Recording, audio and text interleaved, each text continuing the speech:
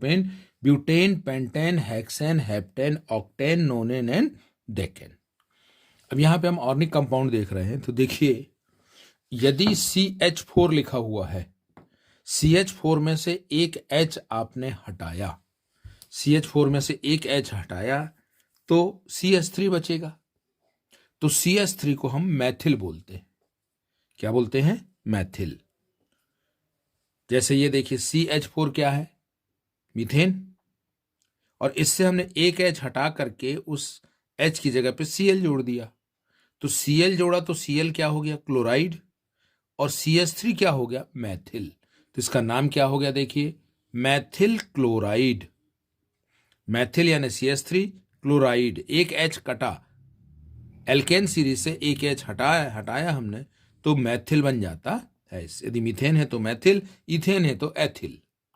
Ethane था, देखिए C2H5, ethane, ethane में क्या नाम आ गया? एथिल। और यदि OH आ गया तो एल्कोहल, OH आ गया तो क्या? एल्कोहल। ये इसका कॉमन नेम है, एथिल एल्कोहल। ये क्या है? C2H5OH, या हम इसको ऐसा भी लिख सकते हैं CH3CH2OH। स्ट्रक्चर जब हम बनाएंगे तो हमको इसकी जरूरत पड़ेगी। तो ये इसका नाम क्या हो गया? Ethyl alcohol. अब इसी का IUPAC नेम होता है। ऑर्गेनिक कंपाउंड में IUPAC नेम, IUPAC का फुल फॉर्म का क्या है? International union of pure and applied chemistry. यानी पूरे वर्ल्ड की केमिस्ट्री को एक साथ एक ग्रुप में बनाया गया। उस ग्रुप का नाम क्या है वही डिसाइड करेगा केमिस्ट्री के बारे में। तो वो क्या हो गया? International union of pure and applied chemistry. International union है, पूरे वर्ल्ड का यूनियन है। तो एथिल अल्कोहल क्या हो गया? कॉमन नाम हो गया, कॉमन नेम हो गया। अब कॉमन नेम में जब हम इसका IUPAC नेम देते हैं तो ये कहलाता है इथेनॉल। OL, OL मतलब एल्कोहल, तो इथेनॉल। इथेन, C2H6 इथेन हो जाता है, उससे एक है छटा तो एथिल, OH जुड़ गया तो एल्कोहल, उसी को हम बोल देते हैं इथेनॉल।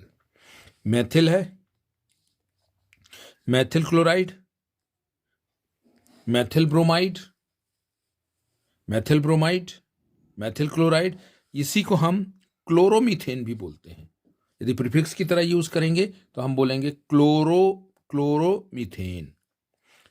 Br है तो ब्रोमोमीथेन, ब्रोमोमीथेन या मैथिल ब्रोमाइड, दोनों नाम है, मैथिल ब्रोमाइड। अब CH3OH हो गया तो CH3 क्या हो गया? मैथिल, और OH क्या होता है? एल्कोहल, तो मैथिल एल्कोहल। इसका नाम क्या है?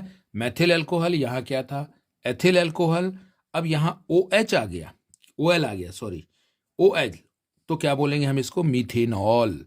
जैसे इसको इथेनॉल बोला गया था तो IUPAC नेम इसका क्या होगा? मीथेनॉल।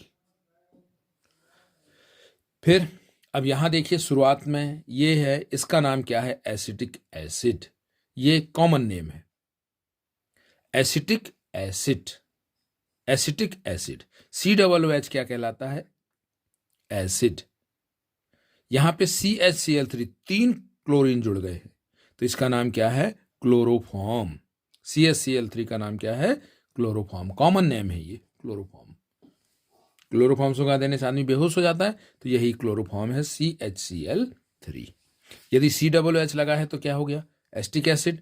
OH लगा है तो एल्कोहल, एल्कोहल का IUPAC नेम, IUPAC से क्या बोलते हैं हम? OL, alcohol. इथेनॉल, इथेन ये जुड़ा है, ये OH यानी इथेनॉल। फिर आता OH में एल्कोहल होता है, Cl क्लोरो, Br ब्रोमो। अब आ गया नेक्स्ट CH3CHO। CHO जो ग्रुप है वो कहलाता है एल्डिहाइड। क्या कहलाता है? एल्डिहाइड। और ये क्या है? CH3 है, तो CH3 तो मैथिल आना चाहिए। लेकिन देखिए 2 कार्बन, इसको अलग तरीके से नाम बताने का है। 2 कार्बन है तो 2 कार्बन में क्या बनता है? जैसे देखिए 2 कार्बन में एस्टिक एसिड है, 2 कार्बन में क्या है? इथेन है, तो उससे एस्टिक एसिड बना, उससे इसका नाम पड़ गया CH3C, क्योंकि ये कॉमन नेम है। तो ये क्या हो गया? एसिटल्डिहाइड। इसका नाम क्या हो गया? एसिटल्डिहाइड। ये एल्डिहाइड है तो एसिटल्डिहाइड। 2 कार्बन है इसलिए एस्टिक एसिड से कंपेयर किया और इसका नाम बता दिया गया क्या? एसिटल्डिहाइड। लेकिन जब IUPAC नेम की हम बात करेंगे तो यदि CH है तो अल होता है, लास्ट में क्या जुड़ता है, अल, यदि CHO है तो अब 2 कार्बन है तो इथेन, तो नाम इसका क्या पड़ गया, देखिए इथेनल, 2 कार्बन है इसलिए इथेन, C2H6 तो इथेन, और एल्डिहाइड है तो अल, तो इसका नाम क्या पड़ गया, इथेनल। जितने कंपाउंड्स इसमें दिए गए हैं वही कंपाउंड्स क्या है आपके क्लास 10th में है, 10th में पूरी तरीके से इतने ही कंपाउंड्स हैं। अब एल्डिहाइड बन गया, इसका नाम क्या पड़ गया IUPAC नेम, इथेनल। इसका भी स्ट्रक्चर बनाने को देता है, फार्मूला लिखने को देता है, नाम है, ये सब चीजें देता है। अब आता है CHO जुड़ गया, देखिए हमने क्या देखा, COOH क्या था, एस्टिक एसिड था, OH क्या था, एल्कोहल था, CHO क्या हो गया, एल्डिहाइड हो गया। अब CO आ गया, CH3COCH3, ये कहलाता है एसीटोन, कीटोन। CO क्या कहलाता है, CO जो है वो कहलाता है क्या, कीटोन। और 2 मैथिल है, इसका नाम क्या पड़ गया, dimethyl ketone, dimethyl ketone. 2 CH3 है तो एक नाम हो गया, देखिए इसके 3 नाम है यहाँ पे। पहला नाम हो गया डायमेथिल कीटोन, डायमेथिल, और CO क्या हो गया, कीटोन, तो डायमेथिल कीटोन। फिर एक नाम है क्या, एसीटोन, एसीटोन इसका नाम है, कॉमन नेम ही है।